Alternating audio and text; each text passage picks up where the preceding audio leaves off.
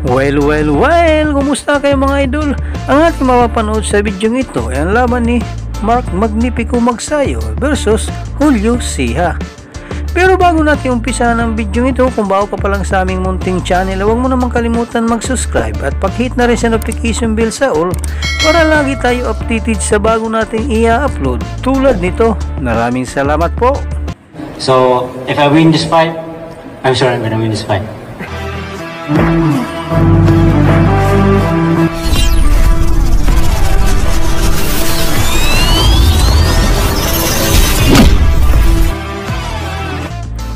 Matapos ang kanyang matagumpay na boxing kiwi sa ilalim ng MB promotion ng pambansang kamao, walang iba kundi si Manny Pacquiao. April ng taon 2021, muling nagpakitang gilas ng ating kababayan at undefeated prospect na si Mark Magnifico Magsayo matapos nitong durugin sa kanilang bakbakan ang American fighter na si Pablo Cruz by 4th round referee stoppage. Kaya naman matapos ang dalawang sunod na agresibong panalo ng tubong Tagbilaran City Bohol, natupad ang kanyang pangarap na mapabilang sa undercard ni Manny Pacquiao, kung saan sinagupan nito ang palabang Mexican fighter na si Julio Ceja. Good hook and down goes Ruiz! Isang dating Latin bantamweight at WBC super bantamweight champion na may agresibong professional boxing record na 32 wins, 4 losses at 28 wins by way of knockout. Taglay ni Ceja ang kontra kay Magsayo ang 70% knockout rate at isang knockout loss ang ibibigay daw niya kay Magsayo. Ganar por knockout. Win by knockout. Whoa, he's predicting a knockout victory over Mark Magsayo. 2015 nang una itong naging world champion, kasunod ng kanyang pagkatalo noong 2016. 2017 naman ay napanalunan niya ang bakanting WBC Silver Super Bantamweight title. Oh, Ceja! Dalawang sunod nitong natikman ang pagkatalo kina Frank Manzanilla at kay Grino Grigundo noong taong 2018 at 2019. Bago tumabla sa kanyang huling laban sa undefeated American fighter na si Brandon Recohua para sa WBA World Super Bantamweight title. It is a split decision draw. Kaya naman hindi maitago sa Mexican fighter ang kasabihan nitong makalaban ng ating pambato, lalo ba't halos 2 taon itong nabakante. Ngayon susubukan namang gibain sa featherweight division si Magnifico Magsayo. Ngayon balikan natin ang naging laban ng ating kababayan kontra sa palaban ng Mexican fighter na si Julio Ceja. Nataas na o sinabi na knockout daw ang aabuti ng ating pambato sa laban. At alamin kung paano nga ba nagawang takutin ni Magsayo ang mga boxing fan na manonood sa kanilang laban. Matapos nitong mortal na pabagsakin si Ceja na nagpatayo sa karamihan sa kanilang mga inuupuan. Mexican Julio Cesar Ceja waits over the last 12 years or so. We remember him for his trip to Doncaster many years ago against Jamie McDonnell. He's the former WBC Super Bantamweight champion. And good shots. how about that for a start from Magsayo? Well, we wanted something special and we might just get it within the opening 30 seconds.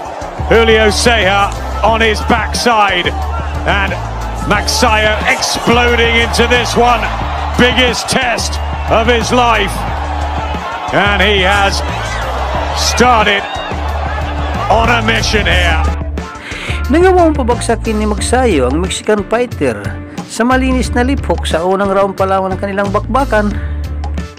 Agad naman nakabawi si Ceja sa mga sunod na round at nagbigay ito ng pressure kay Magsayo at pipilitin na lang niya ni Magsayo na iwasan ang Mexicano. Magsayo, which is where he's based for so much of the time at the infamous Wildcard Gym. Good left hook there from Ceja. As a fighter was undefeated when he came over to fight Jamie McDonnell. Brilliant win for the Doncaster man. Still got plenty about him. And he's recovered well, hasn't he? Just to apply a bit of pressure on Magsayo. Yeah, I mean, this is a really good round here. It's round 2. Seha landing good body shots, trying to stalk Magsayo. Good body work again. Yeah, lovely. Good left hook there as well from Seha. Feinted the jab, lead left hook.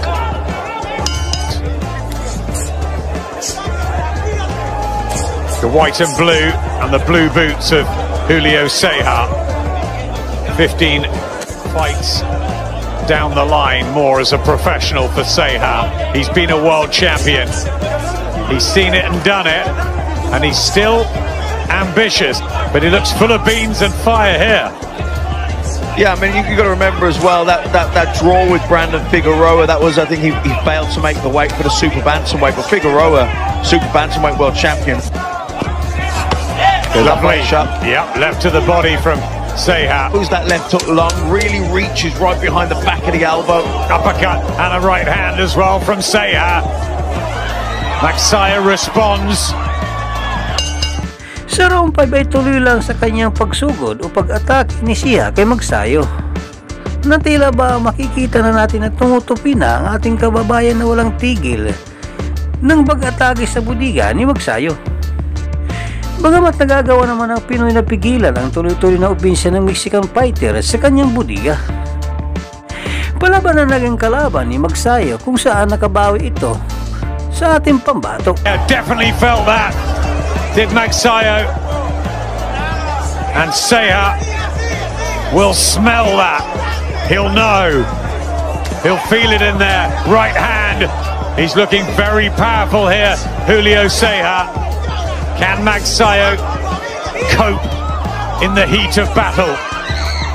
I mean, Magsayo certainly having success himself, but I think what's really impressing me probably the most from Ceja, who's trying to keep Ceja off him. Another body shot with the left hook from the Mexican. Yeah, Ceja hurting Magsayo here. These body shots, he's mixing it. Oh, down he goes! Magsayo! Clapperboard came in, and the bell will save him here, the young Filipino. But it's been a torrid round as Julio Ceja. But Julio Ceja got himself together quickly, dusted off the knockdown, and has come back to largely control this map.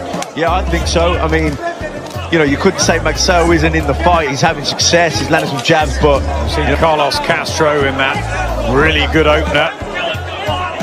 9 Stone Brigade, and so much success back home in Galahad and Lee Wood. Oh, good right hand. Nice work that from Magsayo. Yeah, utilised his reach there, didn't he? And the fast right hands. Yeah, timed that really well. Best shot he's landed for a while. Just slipped outside the jab and fired the right hand counter over the top. 3-punch combinations together, that was good. Left hook, right hand, left hook, and then spun up. Withstand the pressure. We will find out a little bit later on. Here's the 9th. It was a 10-8 round, obviously the first round to Magsayo, and I gave him the 7th. But other than that, it's been, I think Ceja's won everything on my card, and there was the 10-8 round in the 5th. So I've got him well ahead. Really well, and you know, that left uppercut, left hook, right uppercut combination, then that long left hook that he throws around the back. I thought after 4 or 5 rounds he might fall apart, Magsayo, but he's withstood a great deal of punishment, especially downstairs underneath those elbows. He had the power to really, to deter Ceja. Ceja just coming forward, no real respect for what's coming back at him.